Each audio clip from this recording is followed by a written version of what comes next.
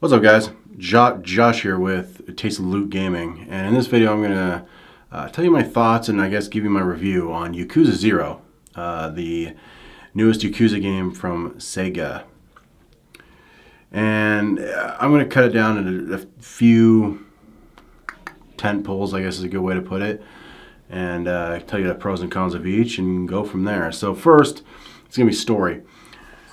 Story, and it's really good. I would say it almost rivals really good crime dramas like The Departed, not some dumb shit like Law and Order. It's well acted, well told. There's twists. There's shit that I know. There's a lot of players. It's deep. It's complex. I almost stopped doing side missions just to get to more of the story. It's all chapter based, so that they're nice little packages of story. Every two chapters, every two chapters, you end up switching characters because the game has two characters that you can play, and that's Kiru and Majima. Both have pretty much like two sides of the same coin. They're both tied in a way, and you know it, but you just don't know how or why at the very beginning. And the reveal of that's pretty fucking cool. The story itself is pretty much the Yakuza are after a little parcel of land nicknamed the Empty Lot, and whoever owns that empty lot can sell it for billions because it's right in the middle of like a revitalization project. So no one knows who the owner is. They're trying to figure it out, and Kiru and Majima are kind of wrapped up in all this.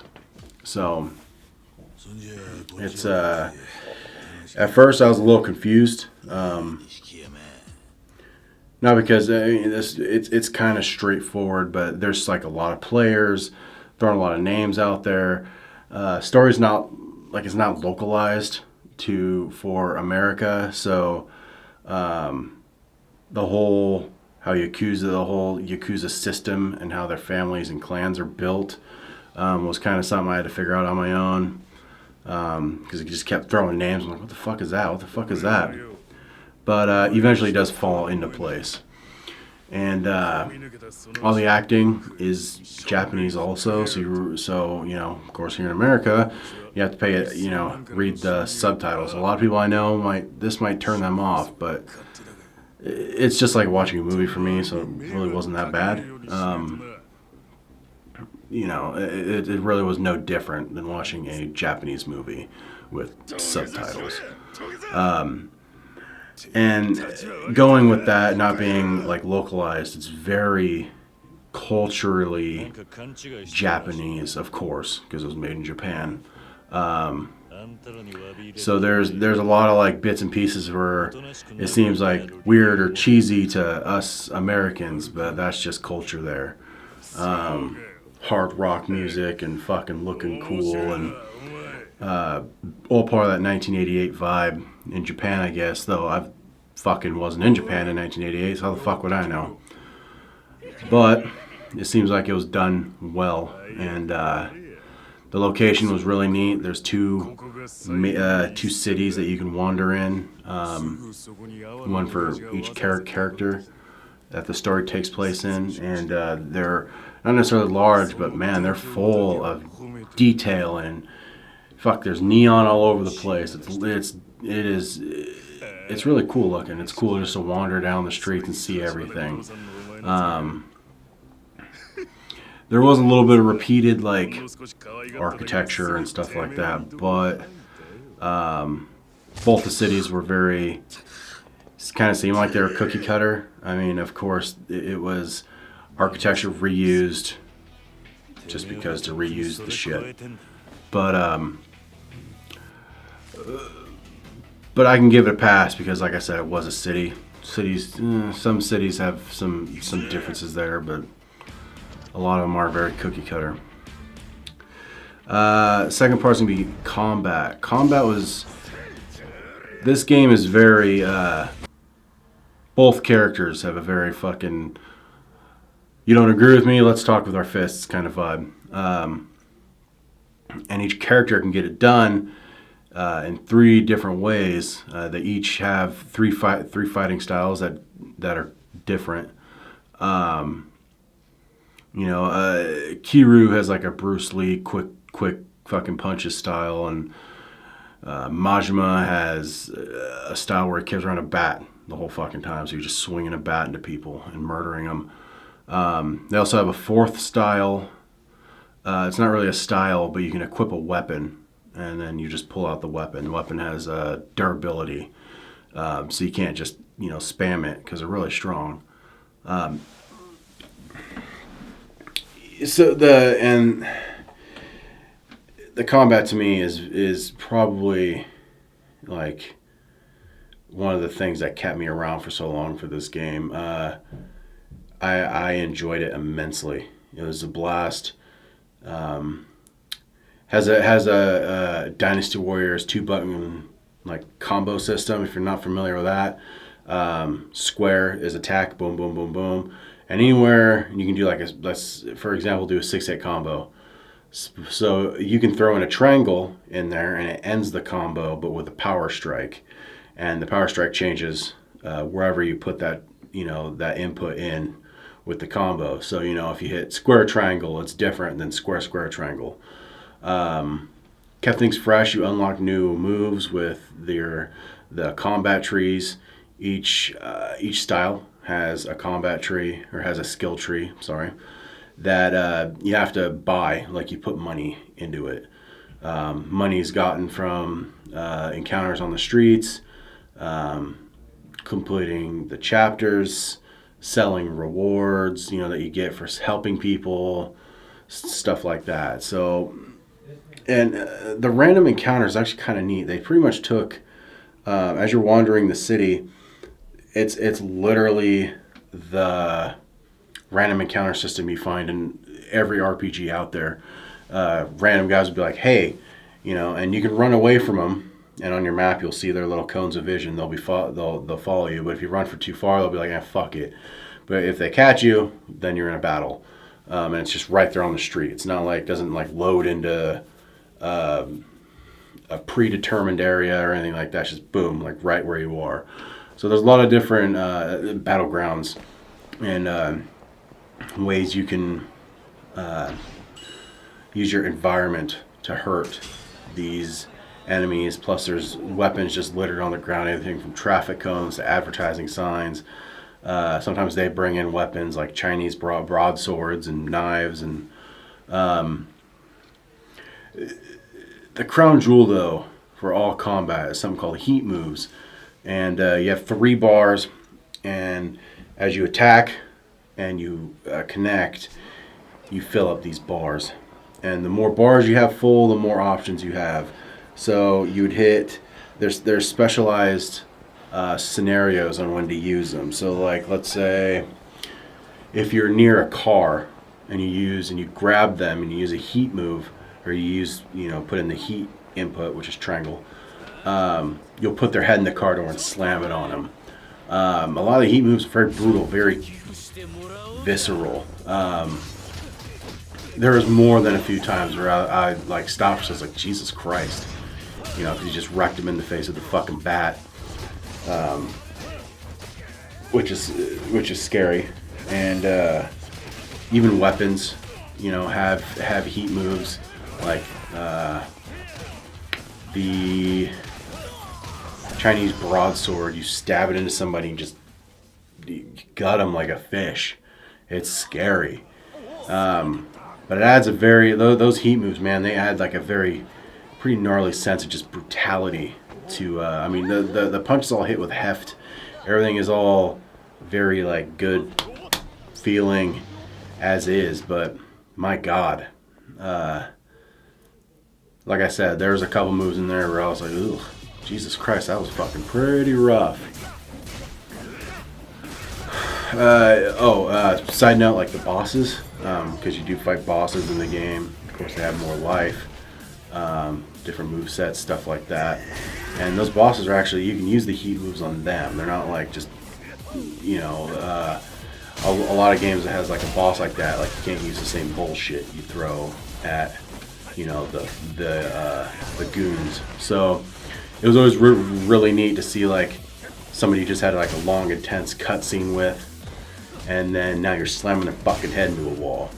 Like I said, it kind of brings out that battle, that fucking need to kill, that need to fucking, I need to beat this guy's ass. Third part's going to be mini games. Now the mini games are fucking fun, and they're deep, and there's a shitload of them. Up until I beat the game, which is about 37 hours, goddamn, there was still mini games I was finding. I mean, there's casinos to bet money, there's fucking fighting rings to bet money, there's fighting rings you can compete in, there's like a real estate mini game where you're trying to take over the whole fucking city and push out these 5 guys who are trying to create a monopoly. There's a cabaret mini game where you gotta people are coming into your club and you gotta set them with a hostess and make sure they're happy so they buy shit. And if you make them unhappy, they leave, stop spending money, and you're trying to gain your club and make it popular and take over all the other clubs in the city. And there's batting cages and fucking bowling games, which are like legit bowling games, like legit pool and darts and karaoke and like a DDR type dancing game. There's more shit there than, I mean, and even more than that. There's like Japanese fucking chess, and they're called shogi, and mahjong, and I'm still missing more. I'm missing a shitload. But you know what? They're all thought out. They're all done well, and they're deep. You can just have. I'm surprised that Sega hasn't released just a game with all these mini games just all in one.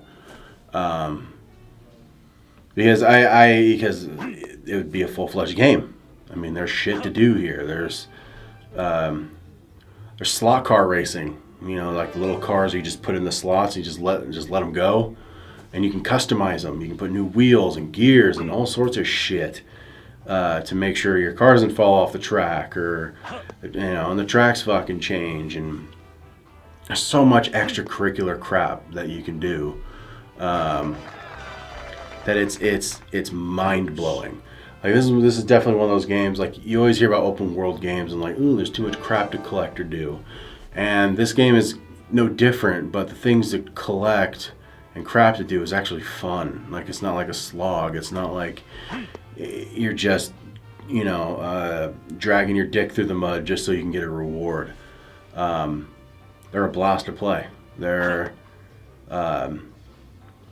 mechanically sound and well thought out. On that note, also you can build friendships with people, and whether that's, the bowling alley lady, after you bowl a good game, she's like, ooh, you bowl really well, and your friendship meter will fill up more. And once that gets to the top, she'll give you something. I did it to somebody in 7-Eleven because I always buy all my health kits from there. And once I got it to the top, then she was able to sell a whole new item that was exclusive to that store, which I would never know about unless I shopped there. And there's other stores in the fucking area. I just chose that one. So I mean, it's there's a lot of stuff to miss. There's a lot of stuff like you really want to look deeply into every nook and cranny just so you're getting the full friendship and side quests and experience you can, because they're all worth it. They're all they all have a purpose. One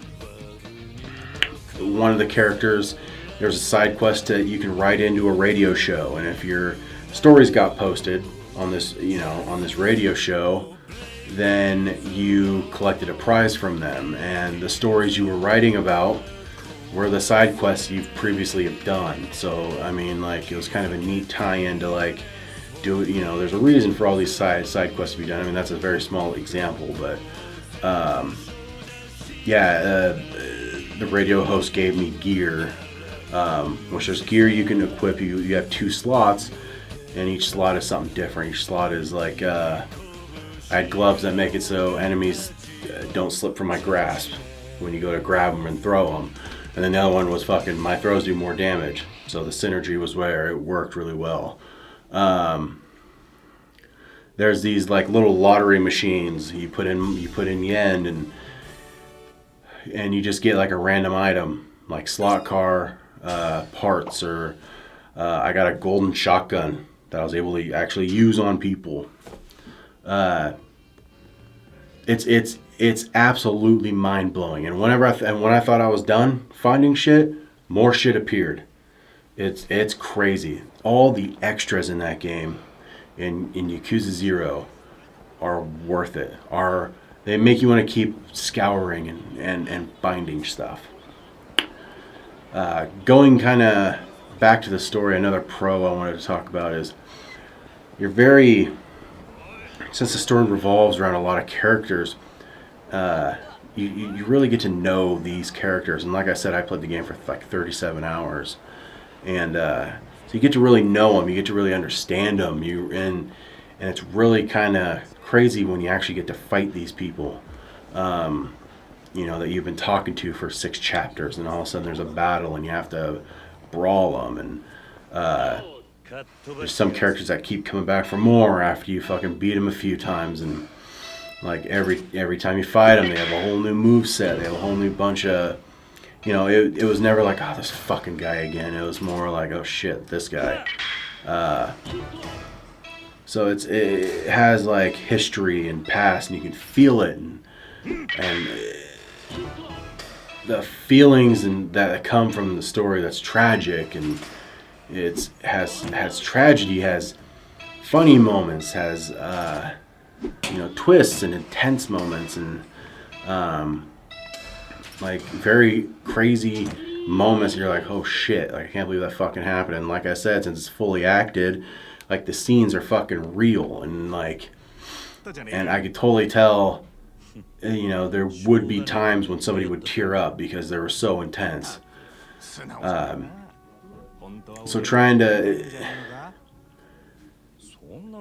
what I'm trying to say is you should play Yakuza 0. It is easily one of my it sucks that it came out at this point in time, honestly, because I feel like this is a game that's gonna be like word of mouth, and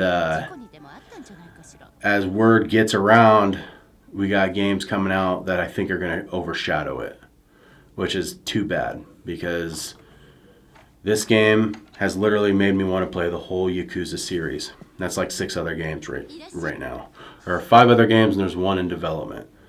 So do yourself a favor. If you want like a good, nice chunk of game, bunch of side shit to do, bunch of very silly moments, laughter, sadness, intensity, brutality, play Yakuza 0. Because right now, there was no other game that gave me that same kind of feeling that game did. I think that's going to do it for my review and my bullet points on why you should play Yakuza 0. Fucking amazing. And I can't recommend it enough to everybody around me. So that's going to do it for today, guys. Please join us on Twitter and Tumblr at Tasty Loot Gaming. Please join us on Twitch at Sleep Division, Tasty Loot Josh, and Tasty Fruit. Again, my name is Josh. This was my review for Yakuza 0, and be sure to have a good day and take it easy.